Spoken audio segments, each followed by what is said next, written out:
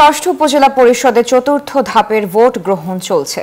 সকাল থেকে ভোটার উপস্থিতি কম থাকলেও বেলা বাড়ার সাথে সাথে বাড়তে থাকে। তবে মহিলা ভোটারদের উপস্থিতি বেশি দেখা গেছে। বিকেল ৪টা পর্যন্ত দেশের ৭টি উপজেলায় বিরতিহীনভাবে চলবে এ ভোট গ্রহণ।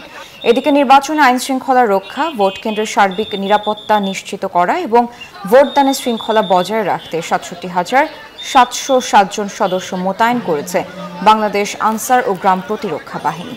এ ধাপে একজন চেয়ারম্যান, ৩ জন ভাইস চেয়ারম্যান ও একজন মহিলা ভাইস চেয়ারম্যান ইতোমধ্যেই বিনা প্রতিদ্বন্দ্বিতায় নির্বাচিত হয়েছেন। এ নির্বাচনে চেয়ারম্যান পদে ২৫১ জন, ভাইস চেয়ারম্যান পদে ২৬৫ জন ও মহিলা ভাইস চেয়ারম্যান পদে ২০৫ জন সহ মোট ৭২১ জন প্রার্থী প্রতিদ্বন্দ্বিতা করছেন। এইভাবে সুস্থ পদ্ধতিতে ভোট সারাদিন যাতে সুস্থ ভোট হয়, এটাই আমরা কামনা করি। পরিবেশটা অনেক সুন্দর, লাইনে দাঁড়াইছি ভোট দেওয়ার জন্য।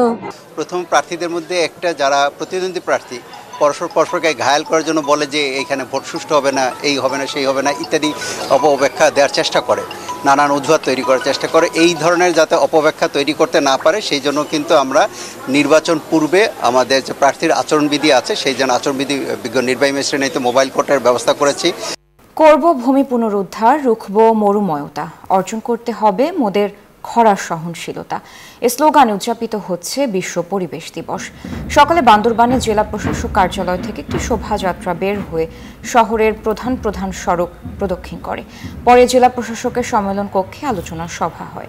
খাগড়াছড়িতেও দিবসটি উপলক্ষে র্যালি ও আলোচনা সভা হয়েছে। অন্যদিকে ফেনীতে বিশ্ব পরিবেশ দিবসেও যত্রতত্র ময়লা আবর্জনা ফেলে পরিবেশ দূষণ করছে পাড়া মহল্লার আবাসিক বাসিন্দারা।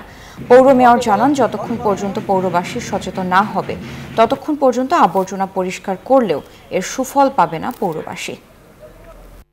আমরা যে পৌরসভার বিভিন্ন ওয়ার্ডে বিভিন্ন রাস্তার পাশে যে আমরা ডাস্টবিনগুলো দিয়েছি, সেই ডাস্টবিনগুলো আপনি ময়লাগুলো রাখবেন। আমার পৌরসভা পরিচ্ছন্ন কর্মীগুলা ওইখান থেকে ময়লাগুলো নিয়ে আসবে। কিন্তু আমরা হাজার চেষ্টা করি, আমরা চেষ্টা করে যাচ্ছি, কিন্তু যদি মানুষ যদি সচেতন না হয় তাহলে আমাদের এই চেষ্টা কখনো সফল হবে না। কোরবানি ঈদে মশলা পণ্যের দাম নিয়ন্ত্রণে আজ থেকে চট্টগ্রামের খাতুনগঞ্জের মশলা বাজারে অভিযানে নেমেছে ভোক্তা অধিকার সংরক্ষণ অধিদপ্তর। সকালে ভোক্তা অধিকারের উপপরিচালক ফয়জুল্লাহ নেতৃত্বে অভিযানে মশলার দাম বেশি নেওয়া সহ মূল্য তালিকা না টাঙানোর অভিযোগে বেশ কয়েকজন মশলা পাইকারকে জরিমানা করা হয়। অভিযানের সময় ভোক্তা অধিকারের ২ সহকারী পরিচালকও উপস্থিত ছিলেন।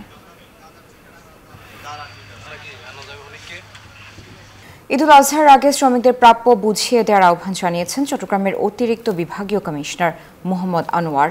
সকালে চট্টগ্রাম কোস্টার হেজ ঠিকাদার শ্রমিক ইউনিয়নের নিবন্ধিত শ্রমিকদের গ্যাং বুকিং উদ্বোধনী অনুষ্ঠানে দেয়া বক্তব্যে মন্তব্য করেন তিনি। বলেন, শ্রমিকদের মজুরি যেন সঠিক সময় পায় সেদিকে নজর আছে জেলা প্রশাসনের। জাতির পিতা বঙ্গবন্ধুকে আল্লাহর কাছে এটা কামনা করছি। আজকের